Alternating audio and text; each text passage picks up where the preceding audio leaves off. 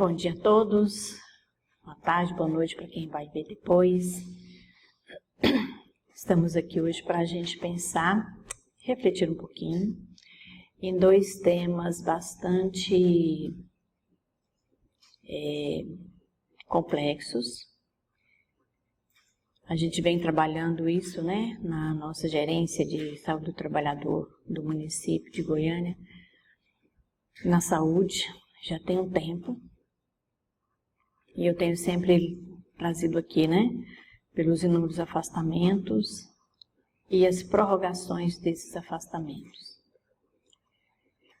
E nós tivemos ultimamente muitas mudanças, Nós tivemos mudanças aí pós-pandemia, nós tivemos mudanças de gestão, nós tivemos um processo social bastante agitado, E esses fatos, eles não passam desapercebidos por nós e principalmente por aqueles mais sensíveis, mais propensos a sofrer algum desequilíbrio, algum transtorno, algum agravo no que se refere às emoções.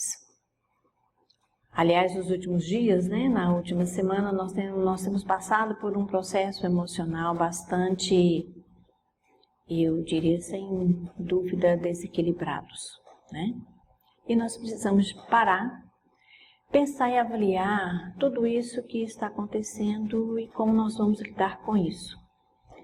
São fatos que estão aí reais, concretos, mas nos nossos sentimentos, nas nossas emoções, nós vamos criando algumas situações que tornam difícil a nossa manutenção de um equilíbrio mental, de uma saúde mental, de uma saúde física, porque nós sabemos que sempre há interferência de um e outro, E aí eu trouxe essa reflexão para a gente pensar, Ansiedade e depressão, o que uma tem a ver com a outra?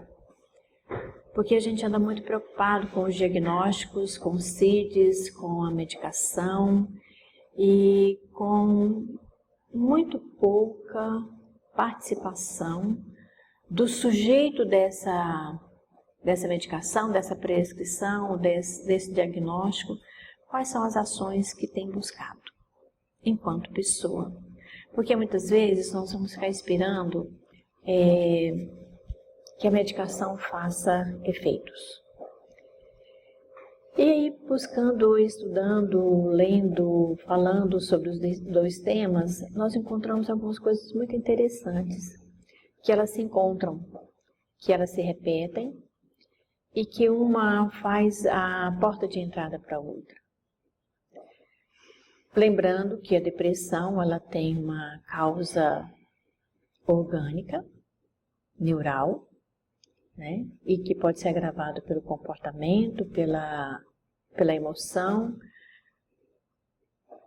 E a ansiedade pela mesma forma, embora ela não tenha uma origem, uma classificação orgânica, ela pode sim levar a transtornos orgânicos, a alterações orgânicas bastante sérias, que precisam ser avaliadas, validadas e tratadas, Então eu gosto muito da etimologia das palavras, porque a gente entende, A gente começa a entender e pesquisar de onde vem essa palavra, por que os sintomas têm a ver com a etimologia da palavra.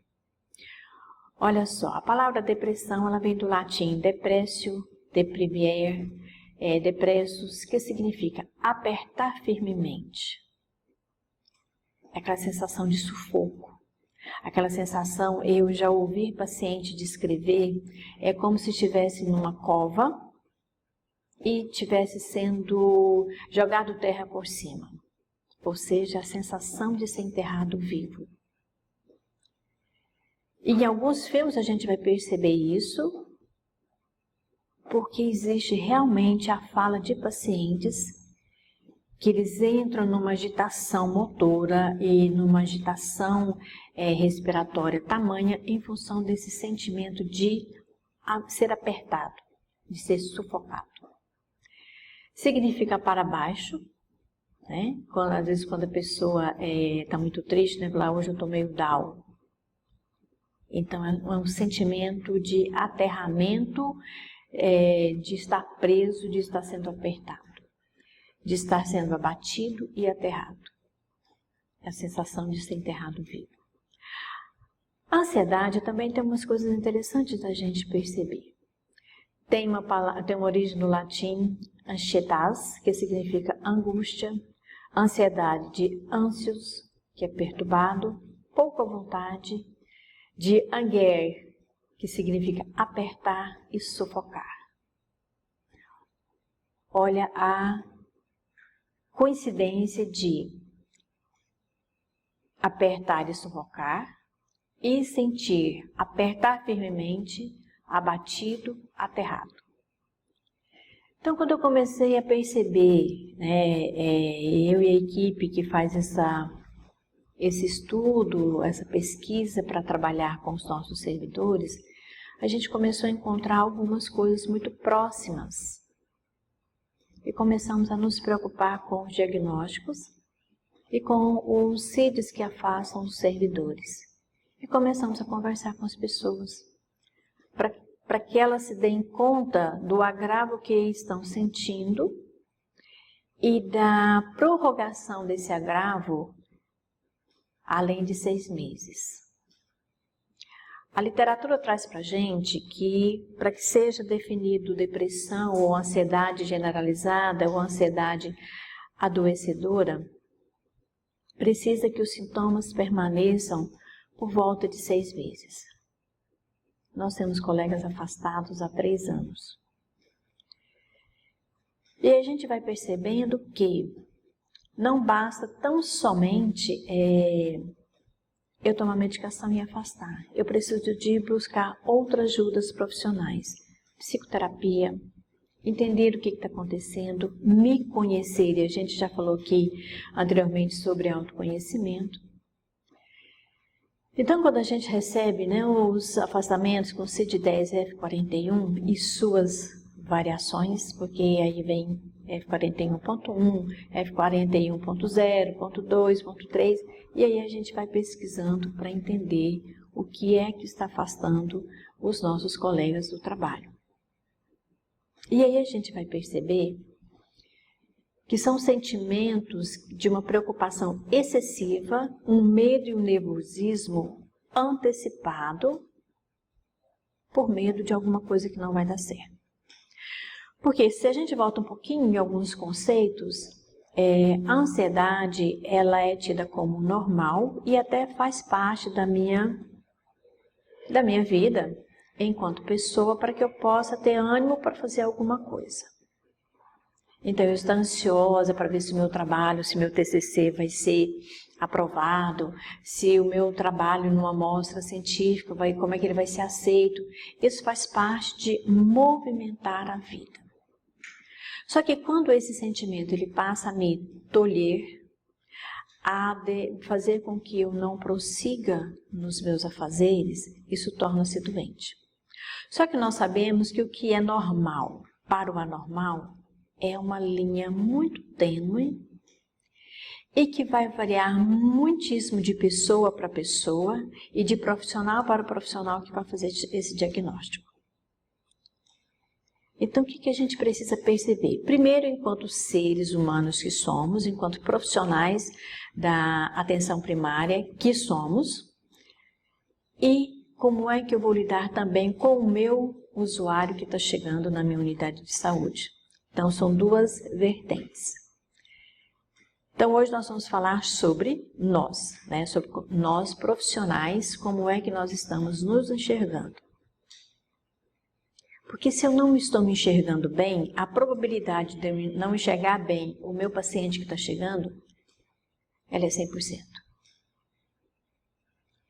E se eu não estou bem, mas eu esforço além do meu limite para enxergar bem e tratar bem daquele usuário, eu posso estar acarretando um agravamento muito maior para o meu bem-estar que não está bem, que ele está desequilibrado. Por isso o autoconhecimento que a gente já falou alguns dias ali atrás, né? Quem não viu, procura lá e dá uma olhada, porque nunca se preocupou tanto com o autoconhecimento. A preocupação com a emoção, ela começou muito recente, em 1950, né? Porque aí começou com as emoções ligadas à inteligência. E bem mais recentemente preocupou-se com a inteligência emocional, que a gente vai falar daqui a pouco. Então, no meio desse turbilhão de sentimentos, de humor negativo, de medo, de sofrimento, e nós estamos passando mais uma vez por isso. Tem gente que ainda não saiu da sobrecarga da pandemia, e nós entramos num outro processo social e econômico agora, né? Vista o fim das eleições, a preocupação e o medo excessivo do que vai acontecer. Então a gente precisa conhecer a gente e saber que tem coisas que nós vamos controlar e tem a maioria das coisas que nós não vamos controlar.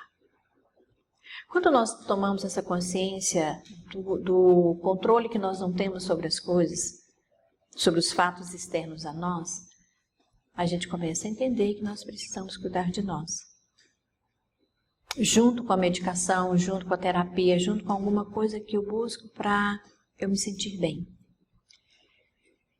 Então, de qualquer maneira, eu preciso de ter um diagnóstico correto. Eu não posso ficar simplesmente com os chás, os óleos, alguma prática espiritualista.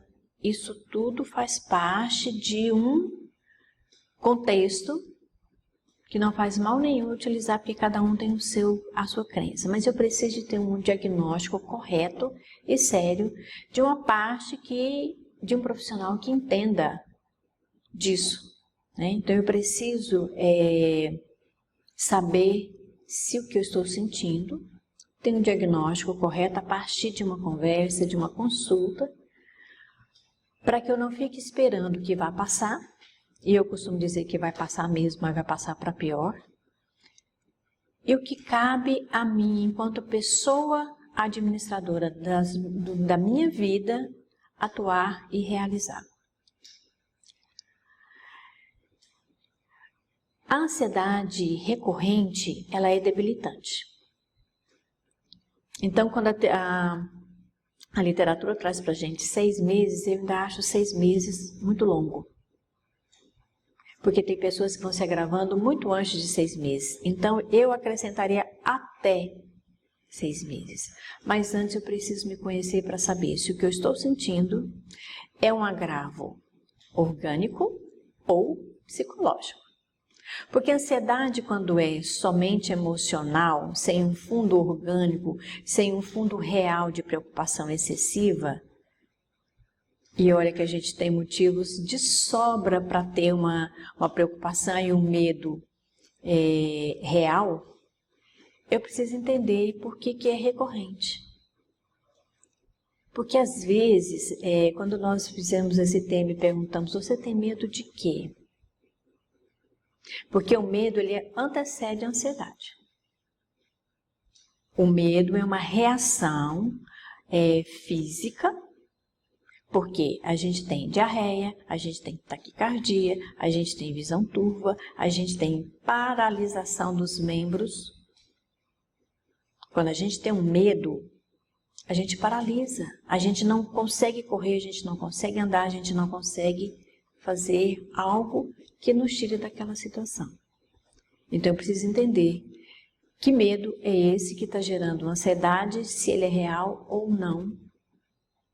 Por que ele pode não ser real?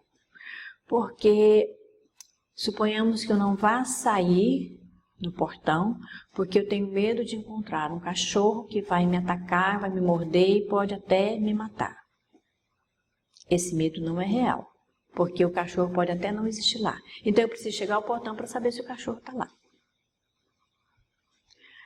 Mas se eu tenho um medo de que eu não vá conseguir apresentar o meu trabalho, eu preciso me preparar para apresentar esse trabalho. Eu tenho condição, eu tenho conhecimento, eu sei do assunto, eu estudei, eu me preparei. Então esse medo ele não é real. Então eu preciso fazer um exercício de respiração, eu preciso rever o material, eu preciso fazer um esquema na sequência da minha fala. Então, a partir do momento que eu faço essas ações, a tendência é eu diminuir o medo e, consequentemente, a ansiedade. É uma prática, né? Não dormir bem se eu tenho que fazer algo no outro dia que vai me exigir maior responsabilidade e maior comprometimento naquele trabalho. Mas eu preciso saber que se eu não durmo bem, eu vou amanhecer muito pior para realizar aquela tarefa. Então eu preciso encontrar uma estratégia, eu preciso encontrar uma forma para que eu não me sinta mal no outro dia. Falta de ar, eu preciso trabalhar sempre com a minha respiração, exercícios respiratórios, entender por que eu estou com falta de ar. Porque às vezes eu estou angustiada, mas eu realmente estou preocupada. As mães, quando vão para o trabalho e deixam um filho adoecido, é normal que ela tenha uma falta de ar. É normal que ela tenha uma falta de concentração, que a concentração dela diminua a qualidade nos detalhes. Então, por isso, nós precisamos nos reconhecer. Pavor de uma situação muito difícil, né?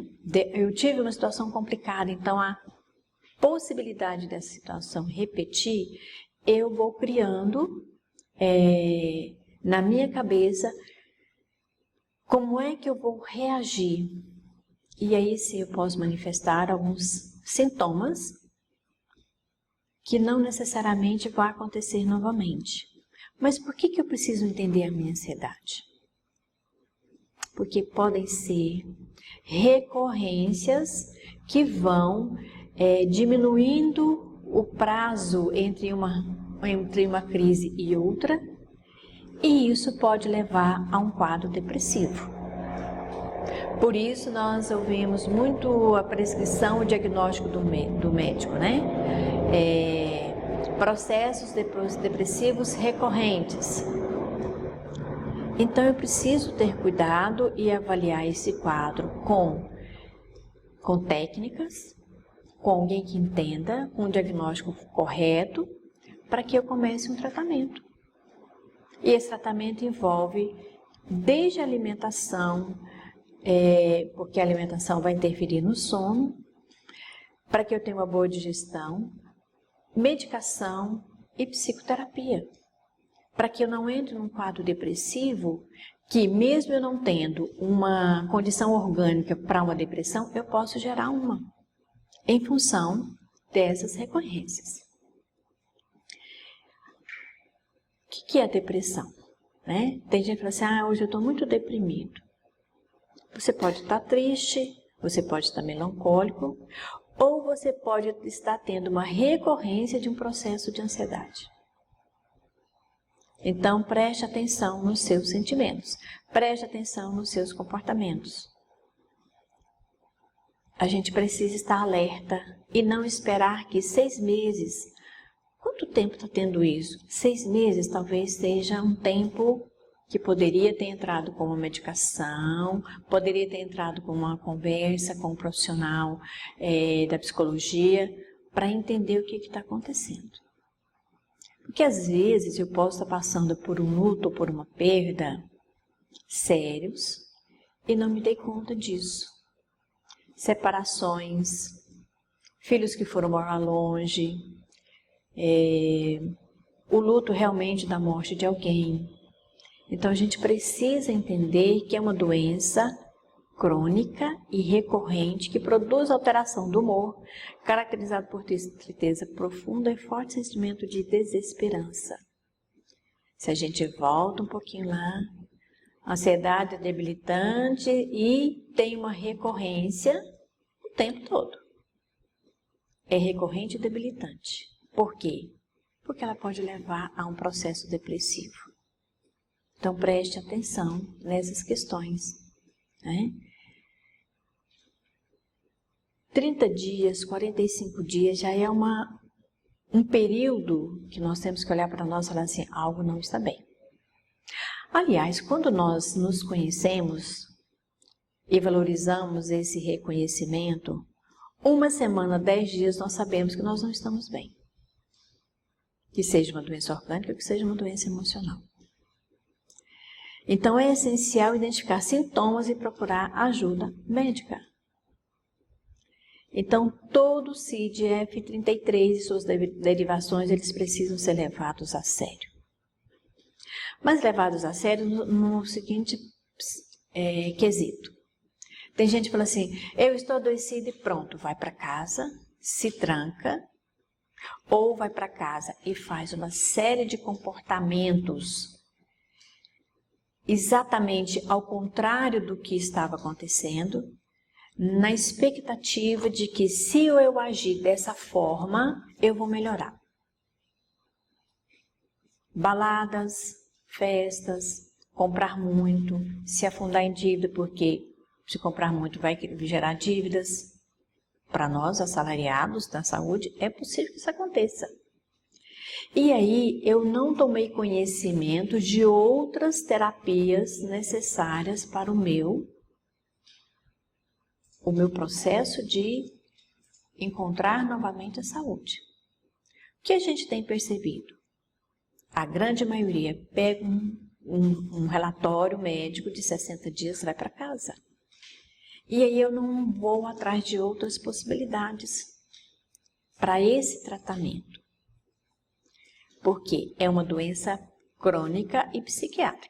Então eu preciso de estar com acompanhamento psicológico para entender. Porque senão, se eu tenho um diagnóstico desse, a minha tendência é piorar. Porque eu me sinto os últimos dos mortais, eu me sinto inútil, eu me sinto desanimado, eu me sinto desprezados pelos meus grupos de colegas de trabalho, de família, de comunidade, de igreja. Então eu vou e me fecho numa caixinha. Não é a melhor postura. Eu preciso de buscar outros profissionais, eu preciso de buscar outros diagnósticos, eu preciso de buscar outras atividades para que eu entenda o que está acontecendo e para que eu seja o protagonista dessa melhora que eu preciso ter. Então a gente precisa entender o que está acontecendo para a gente entender como é que nós vamos atuar na nossa mudança, na busca de uma melhoria da nossa saúde. O que não é fácil, por isso o grande número de só ficar afastado e renovar o afastamento. Então, cerca de 18% das pessoas vão apresentar depressão em algum período da vida. Vocês viram que a ansiedade é 27% da população brasileira. Esse número de 18% das pessoas é uma pesquisa mundial, que nós estamos bem próximo ou mais dos 18%. Porque os quadros depressivos ou sintomas recorrentes depressivos, eles têm uma abrangência muito grande. Por isso que a gente precisa procurar profissionais mesmo. O fato é, nós temos várias possibilidades de desencadear um processo nesse sentido. Tanto emocional como uma genética. E nós vamos encontrar pessoas que têm genética e não vão desenvolver. Porque quando começou um processo de ansiedade mais sério, ela procurou ajuda profissional. E aí é possível equilibrar esses fatores e não entrar numa depressão crônica.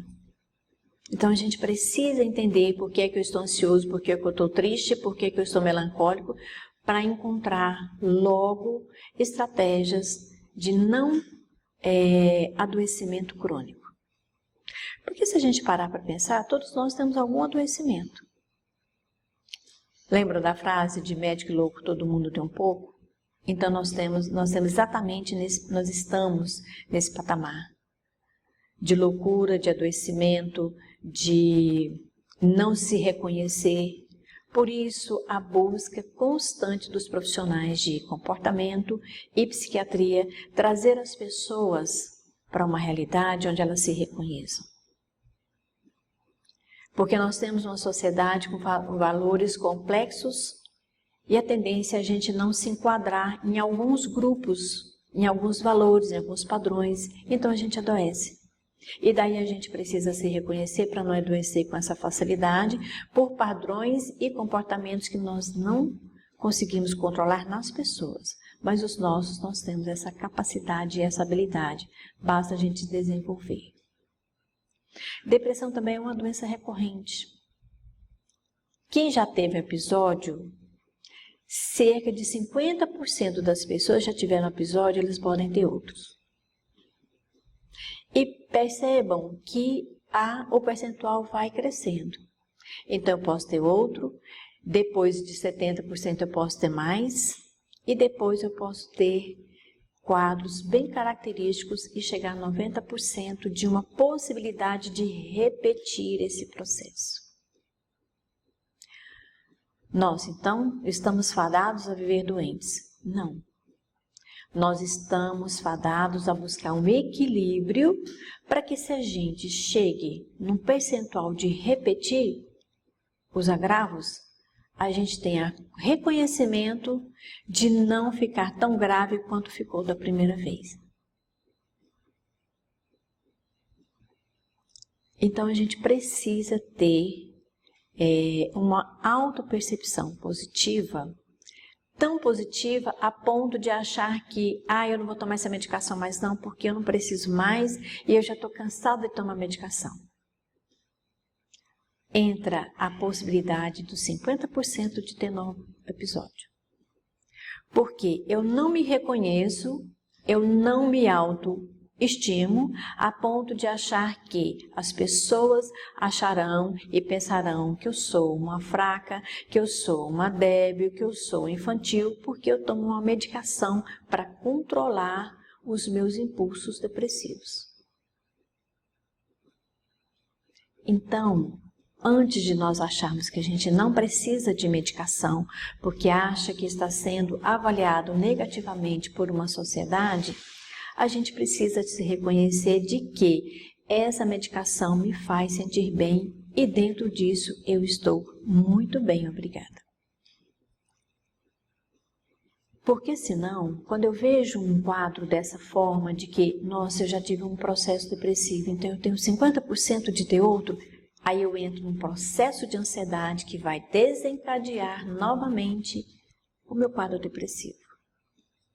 Então eu tenho que ter conhecimento de que se eu estou dentro dos 50% que já teve uma crise depressiva, de ter outro, falar, opa, alto lá, eu vou ligar minha anteninha de autopercepção positiva e vou atrás de quem pode me ajudar a não ter de novo um processo depressivo através de um processo ansiogênico, exaustivo, que me leva à depressão. Perceberam por que eu trouxe essa ansiedade vezes depressão? Porque uma pode desencadear a outra, mas uma pode, com a ajuda correta, com o prognóstico correto, impedir que a outra se agrave. Eu posso tomar medicação para depressão a vida inteira. Eu preciso dela para me manter coerente com o padrão coletivo. Então, a gente precisa dessas coisinhas básicas. Então, nós temos aqui uma lista imensa de sintomas da ansiedade, que também vão estar alguns presentes na depressão. Então, a gente precisa perceber essas coisas.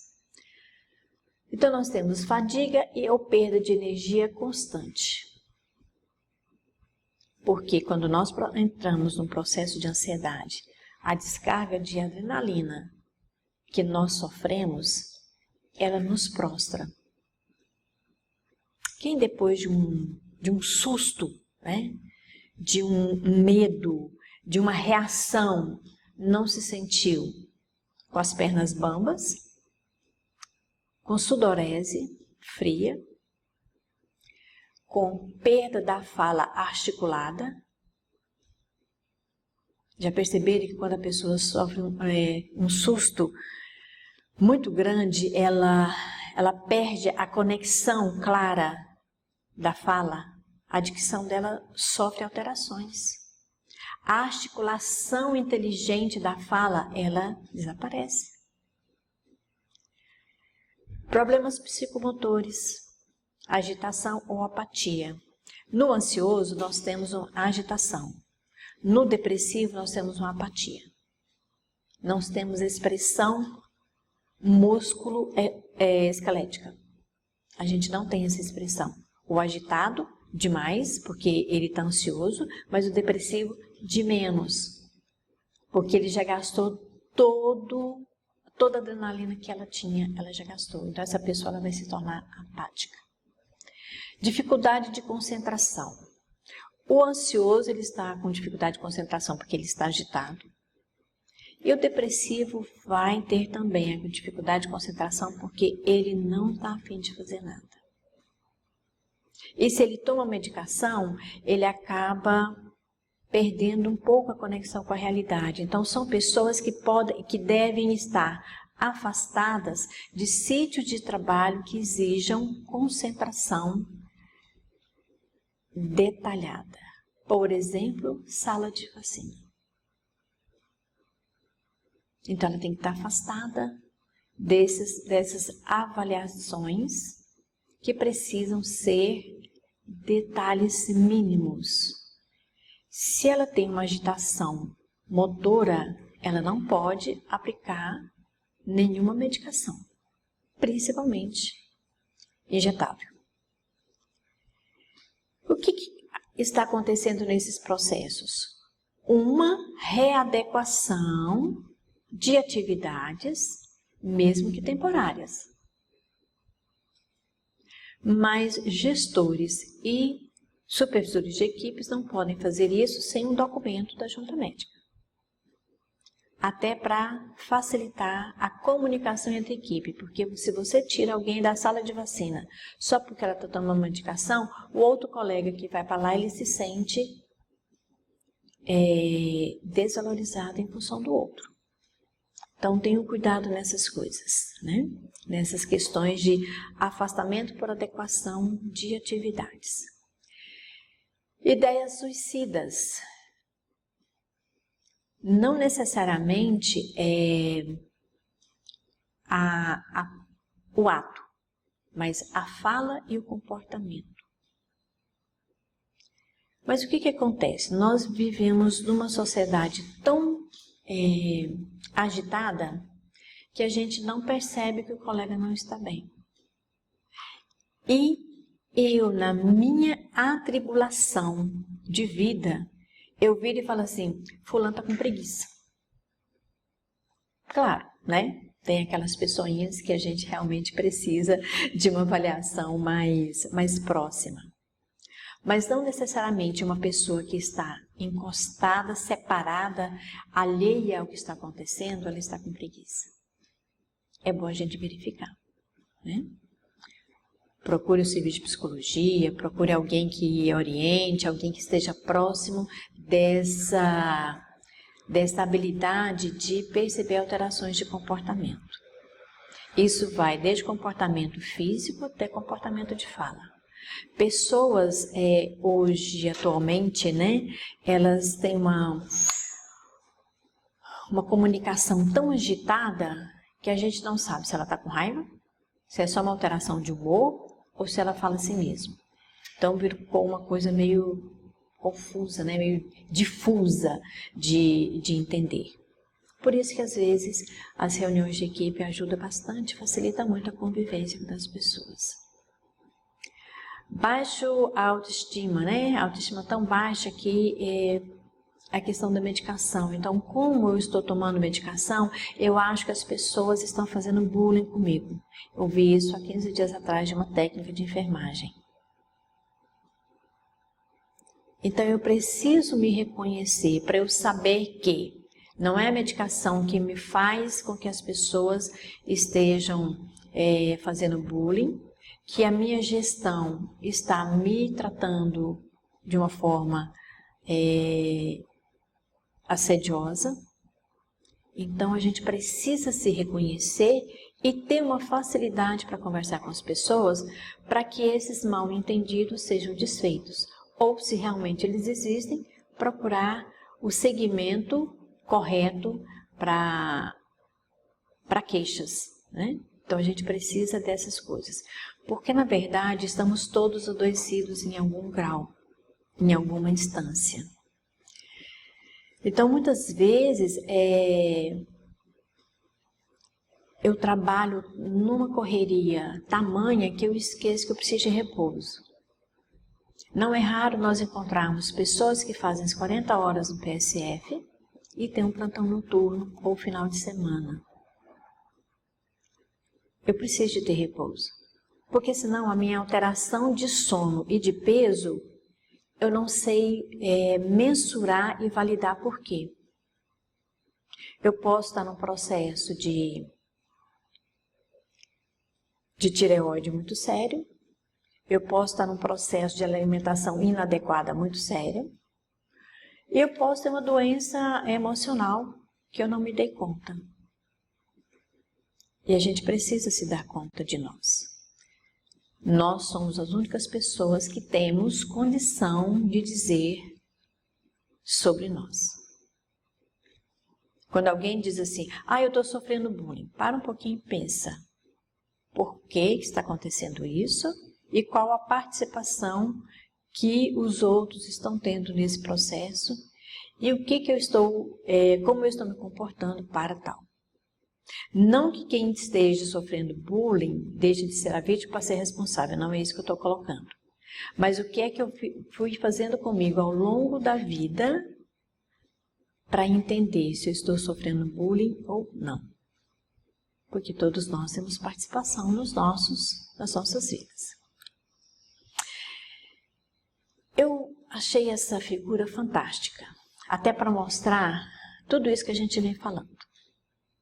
De um lado nós temos sintomas físicos e emocionais da depressão, de um outro lado nós temos sintomas físicos e emocionais de ansiedade. Só que percebam que tem um momento que ambas são extremamente parecidas, que chegam a ser os mesmos sintomas. Se a gente começar de baixo para cima, é estranho a gente ver um depressivo agitado. Mas lembrem-se que a agitação excessiva através da ansiedade, ela me leva a um processo depressivo.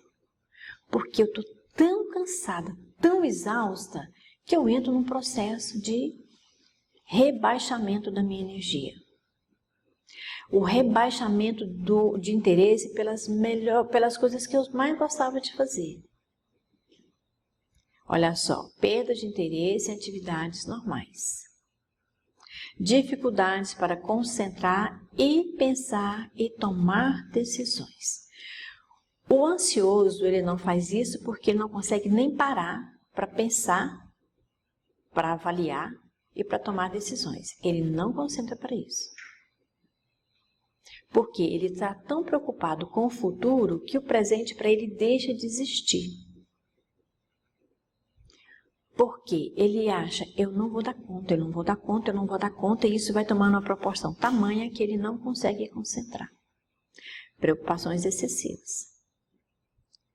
E por que o depressivo também tem preocupações excessivas a ponto de ter dificuldades para concentrar, pensar e tomar decisões? Porque ele está preso no passado pensando que ele não deu conta lá. Então ele não vai dar conta agora. Então, o ansioso ele está preso no futuro e o depressivo está preso no passado. Ele está tão preso no passado que ele sequer para pensar que existe um futuro.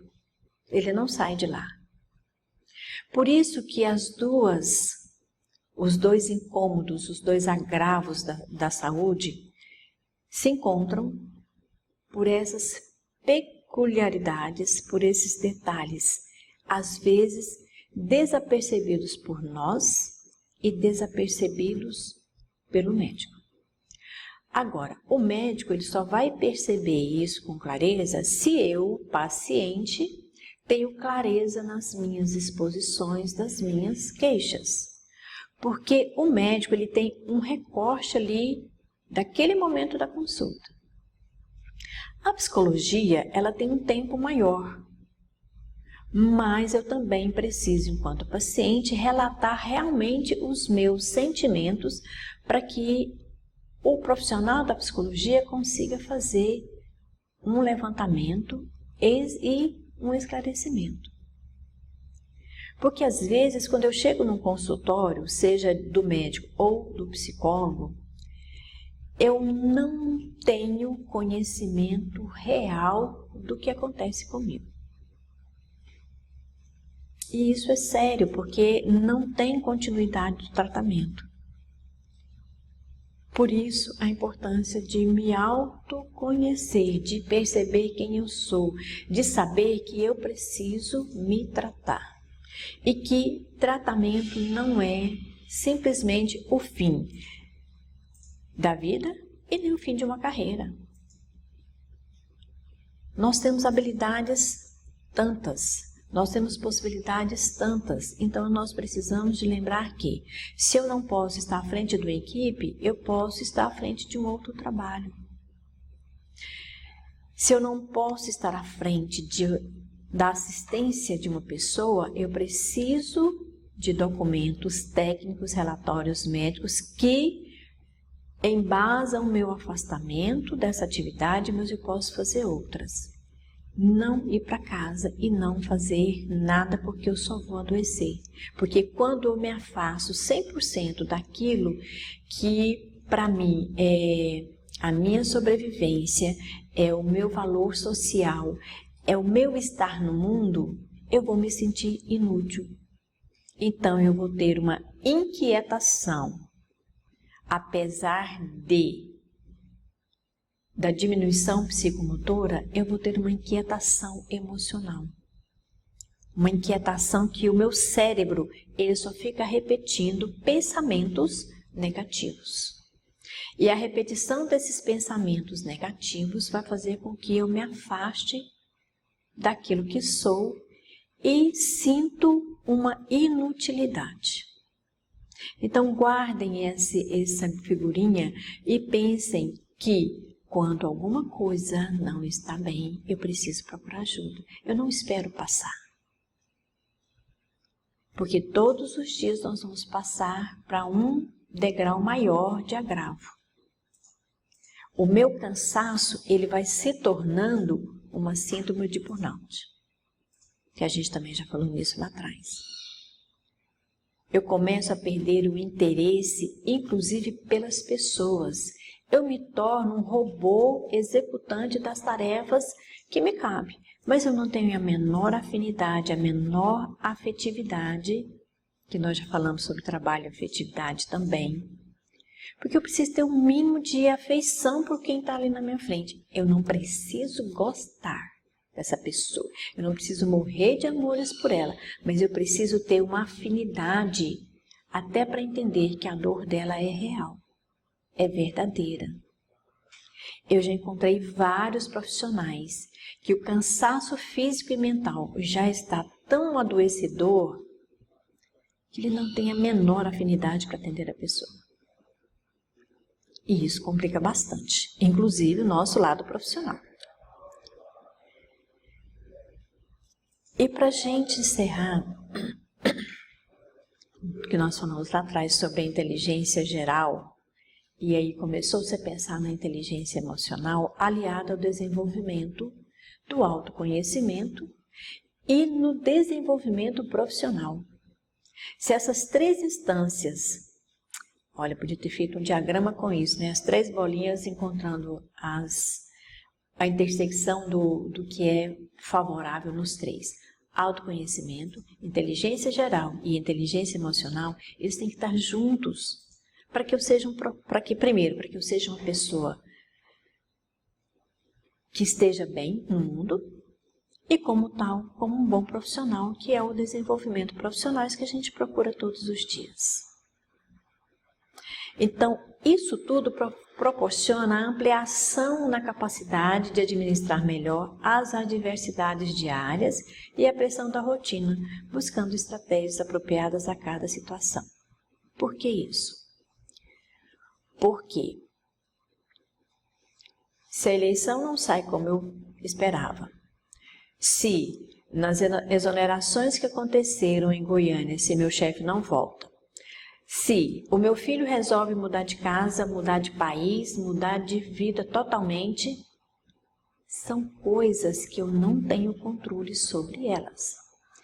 E se a cada fato eu não tiver como administrar a minha emoção de uma forma saudável, são só 3 coisinhas, né? 3 fatores sobre os quais eu não tenho controle, que vão me adoecer. E aí, quando uma situação mais ou menos leve me adoece, logo em seguida eu tenho uma situação que, para mim, ela é medianamente grave. Aí eu agravo mais ainda. E uma terceira situação que, pelas outras 2, eu já não consegui ter controle e nem estratégias habilidosas para lidar com as alterações. A terceira situação, ela pode ser leve, mas eu já estou agravada por uma mais ou menos leve e uma moderada. E aí, qualquer fato vai me fazer adoecer mais, porque eu já perdi totalmente o controle anterior. O controle daquilo que poderia me adoecer. Não controlar uma situação externa, porque você não vai controlar. Não tem como fazer isso. Mas eu preciso controlar as estratégias para que eu tente, ok, não foi do jeito que eu esperava, mas o que eu posso fazer com o novo que está chegando? Mas para isso eu tenho que ter um medo dentro de uma medida e uma ansiedade dentro de uma medida aceitável, porque senão o medo do novo, se ele for exagerado, eu vou gerar uma ansiedade exagerada que vai me levar a uma tristeza, a um desânimo e daqui a pouco eu estou num processo depressivo. Então, meus queridos e queridas, todas as nossas reflexões, elas são voltadas para a gente aprender a lidar com aquilo que a gente não tem controle. Mas eu posso aprender, não muito fácil, a lidar com as coisas que eu tenho controle, que são as minhas emoções, as minhas reações e as minhas doenças, para as quais eu posso buscar tratamento. Obrigada e tenha um bom trabalho.